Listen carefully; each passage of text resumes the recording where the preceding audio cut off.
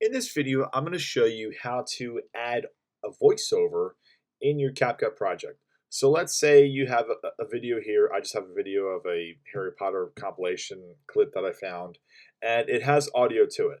So what I like to do is just mute this track so it doesn't distract me. And what you want to do is make sure you have your clip selected. Well, you don't really have to have it selected here, but what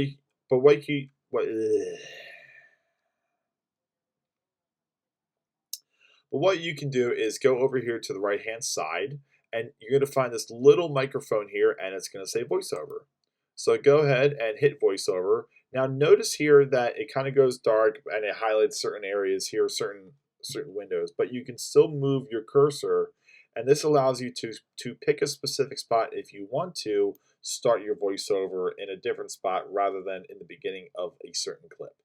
So once you're kind of happy with what you want to do, what you can do is go ahead and hit record, and then it'll count down, and then your voiceover will start. Now, as I'm talking here, you can see the voiceover clip coming under the actual media file there, and it's being recorded in real time, and you can see it, and it's a very nice, easy visual to understand.